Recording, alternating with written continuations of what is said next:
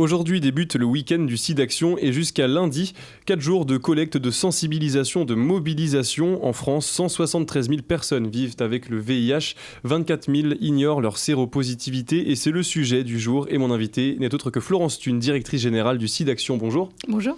Alors le week-end du SIDAction commence donc aujourd'hui, il s'arrêtera lundi. Quels sont premièrement les objectifs de ce week-end et pourquoi le mettre en place à cette date ? Alors, pourquoi le mettre en place à cette date ? C'est un peu historique. On a toujours effectivement réalisé ce week-end du SIDAction fin mars, début avril, tous les ans. Donc c'est une date qui est restée effectivement récurrente chaque année, avec un petit peu éloignée du 1er décembre, qui est la journée mondiale de la lutte contre le sida. Et puis une période un peu propice pour rappeler les différents spectateurs et tous les Français pour donner au SIDAction. Et comme chaque année, le SIDAction a pour objectif de collecter des fonds pour la lutte contre le VIH, pour financer des associations qui font de la prévention et de l'accompagnement des personnes vivant avec le VIH sur le terrain, alors que ce soit en France, en métropole et dans les Outre-mer, et puis également en Afrique de l'Ouest et en Europe de l'Est. Donc on finance des associations qui font ce travail de prévention et d'accompagnement des personnes. Et puis par ailleurs, on finance également, grâce à ces dons, la recherche. La recherche sur le VIH, puisque SIDAction est la seule association qui finance la recherche.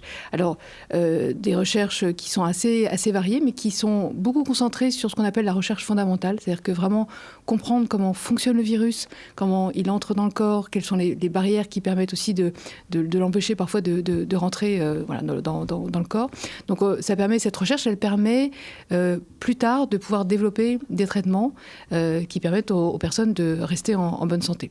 Donc c'est vraiment un week-end important, c'est un quart de nos ressources. Donc c'est vraiment 3 jours qui sont fondamentaux pour SIDAction et qui démarrent donc aujourd'hui. Alors en ce moment, la lutte contre le VIH n'est pas forcément la priorité principale du gouvernement, etc. On est en pleine pandémie, en pleine crise sanitaire. En quoi cette crise sanitaire, justement, a impacté ou pourrait impacter la lutte contre le VIH ?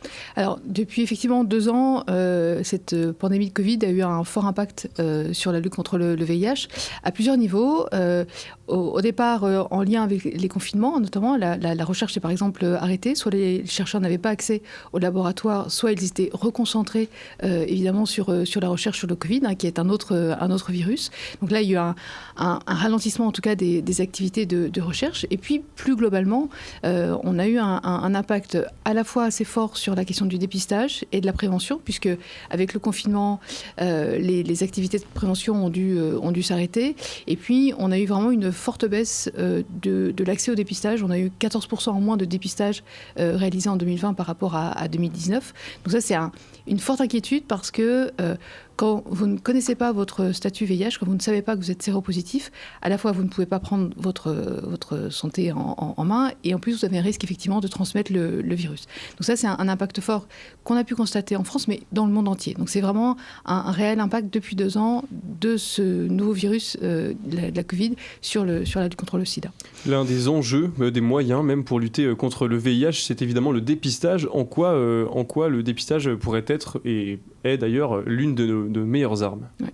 Alors effectivement, le dépistage est une des meilleures armes effectivement pour lutter contre le VIH parce que aujourd'hui, quand on apprend sa séropositivité, certes, c'est pas une bonne nouvelle, mais on sait néanmoins que quand on le sait, on peut avoir accès à un traitement, à des traitements qui sont aujourd'hui très efficaces, qu'on peut prendre tous les jours, avec même une évolution récente, puisqu'il y a un nouveau traitement qui vient de sortir, qui est un traitement injectable tous les 2 mois.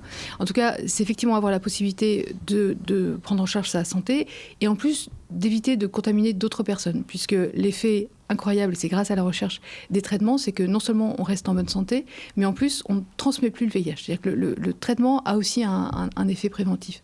Et donc ce qu'on veut à SIDAction, avec toutes les associations de lutte contre le sida, c'est qu'on puisse vraiment faciliter l'accès au dépistage pour toutes les personnes, parce que tout le monde peut être concerné à tous les âges de la vie. Ça, c'est important de faciliter cet accès au dépistage. L'autre enjeu fondamental, donc vous l'avez évoqué tout à l'heure, c'est la recherche. L'épidémie de Covid a notamment eu un effet négatif sur ces recherches avec les confinements, vous l'avez dit, mais on sait que la recherche sur le VIH a pu être bénéfique à la recherche sur le Covid. Est-ce qu'on peut espérer que ça soit l'inverse aussi ? Oui, tout à fait. Alors, non seulement on l'espère, mais on est effectivement en attente de prochains résultats, notamment qui ont commencé avec un essai avec l'ARN l'ARN messager, puisque un essai vaccinal a démarré cette année avec l'ARN messager. Les premiers résultats sont attendus en 2023. Donc c'est comme tout essai vaccinal, c'est un temps long, puisqu'il y a plusieurs phases dans les essais. Et donc on a vraiment eu ce basculement, à la fois effectivement ces recherches sur le VIH qui ont bénéficié et qui ont accéléré certainement les recherches sur la Covid-19, et en retour effectivement cette nouvelle technologie qui, on l'espère, pourra apporter une nouvelle piste. On a appris dans la recherche sur le VIH à rester très prudent. Ça fait 40 ans que la recherche se poursuit. Donc pour nous, c'est une nouvelle piste, mais voilà, et d'autres essais vaccinaux ont lieu par ailleurs. Pendant qu'on est en train de parler de recherche, j'aimerais qu'on évoque le cas Esperanza. Donc Esperanza, pour ceux qui ne savent pas, c'est une Argentine qui serait parvenue à se débarrasser du VIH sans l'aide de traitement, donc naturellement on peut dire. Qu'est-ce qu'on sait sur cette femme de 30 ans et est-ce qu'on peut vraiment parler de guérison ? Alors, on reste toujours prudent quand on parle aujourd'hui de guérison. C'est-à-dire que même, on se souvient du patient de San Francisco, de Berlin, on a 3 cas maintenant, et pour la première fois, c'est une femme. Donc ça, c'est important à mettre en avant. Ce qui est important, c'est qu'effectivement, aujourd'hui, il n'y a plus aucune trace du virus dans son corps, mais on est toujours très, très prudent quand on parle de guérison parce que on attend de voir si cette guérison, si cette absence du virus, elle va se manifester sur le long terme. De nouveau, on est sur un cas très spécifique chez une femme qui, effectivement, pour la première fois, comme les 2 autres cas, chez laquelle on ne détecte plus le virus. Mais on reste très prudent, à la fois parce que ce sont 3 personnes sur 37 millions de personnes vivant avec le VIH, donc c'est vraiment important de prendre ça en considération, que ce qu'elle a vécu au même titre que ce que les 2 autres patients ont pu vivre, et notamment par des greffes sur les 2 autres patients. Il s'agissait de greffes dans le cadre de leur leucémie. Donc ces personnes avaient une leucémie, elles ont eu une greffe, donc c'est vraiment un cas un peu spécifique. Mais même si on sait que ce sont seulement 3 personnes qui ont pu guérir, et je mets toujours des guillemets autour de ce terme de guérison, et même si on est prudent, ça offre aussi de nouvelles pistes de recherche. Ça veut dire que, de nouveau, avec cette jeune femme, c'est pour les chercheurs une nouvelle énigme, mais qui va aussi permettre d'avancer sur la recherche. Est-ce que c'est envisageable du coup que dans un futur proche ou lointain on puisse s'auto-guérir du VIH, ou est-ce que le cas d'Esperanza ou de ce monsieur de San Francisco ou de Berlin sont juste de l'espoir pour pas grand-chose au final ? Alors, je ne dirais pas pour pas grand-chose, parce que de nouveau, c'est vraiment important de dire que ça, à chaque fois, ça pose de nouvelles questions. Et les chercheurs, aussitôt se penchent sur ces questions-là. Mais c'est important de se dire que, avant tout, il s'agit aujourd'hui de faire en sorte que les 37 millions de personnes qui vivent avec le VIH dans le monde aient accès à un traitement. Parce qu'on sait que justement ce traitement est efficace. Si ces guérisons ou ces auto-guérisons peuvent apporter quelque chose à la science, c'est bien, mais on ne le verra pas tout de suite. On le verra peut-être dans 5 ans, dans 10 ans. Donc c'est important aujourd'hui d'arrêter un petit peu parfois la folie médiatique qui peut avoir lieu autour de ces cas, parce que c'est important de les connaître, mais c'est aussi important de faire en sorte que les 38 millions de personnes aient accès au traitement. On sait qu'un quart des 15-24 ans pensent que le VIH peut se transmettre en embrassant quelqu'un de séropositif. Est-ce qu'il n'y aurait pas vraiment un manque d'information, surtout de connaissances sur le sujet au niveau de la jeunesse ? Oui, malheureusement, les idées fausses sur les modes de transmission du VIH perdurent. On est vraiment inquiet sur ces questions-là, parce que malgré les années qui passent et malgré les progrès de la science, on reste avec ces idées fausses. Être contaminé par la transpiration, être contaminé en embrassant une personne séropositive. Donc on essaie de lutter contre ça. On voit aussi que l'information auprès des jeunes n'est pas suffisante, notamment en milieu scolaire.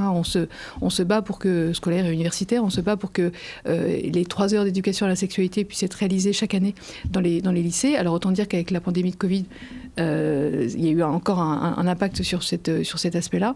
Mais on constate aussi vraiment qu'il faut lutter contre ces idées, parce que ça discrimine aussi les personnes vivant avec le VIH. Et ce qui est important de savoir aujourd'hui, c'est que, comme je disais tout à l'heure, grâce au traitement, il n'y a plus aucun risque de transmettre le VIH, y compris dans une relation sexuelle sans préservatif. Donc, vous imaginez que même dans ce cas-là, il n'y a plus de risque de transmettre le VIH, mais donc encore moins en embrassant une personne séropositive. Comment justement on continue d'éduquer cette jeunesse-là ? Je pense qu'il faut, effectivement, comme je le disais tout à l'heure, travailler sur la question de l'éducation à la sexualité, parler de santé sexuelle de manière générale. C'est-à-dire que c'est important, par exemple, de parler du consentement, d'une sexualité épanouie. Et une fois qu'on a parlé de tous ces aspects-là, de parler aussi de la lutte contre les infections sexuellement transmissibles, y compris le VIH. Et puis, pas seulement le faire à l'école, mais aussi profiter aussi de tous les espaces où sont les jeunes, y compris des espaces virtuels comme les réseaux sociaux. Et évidemment, donc, continuer les dépistages. Merci beaucoup, Florence Huyn, d'avoir été êtes avec nous. Donc je rappelle qu'aujourd'hui débute le week-end du SIDAction. Vous pouvez trouver plus d'informations sur sidaction.org.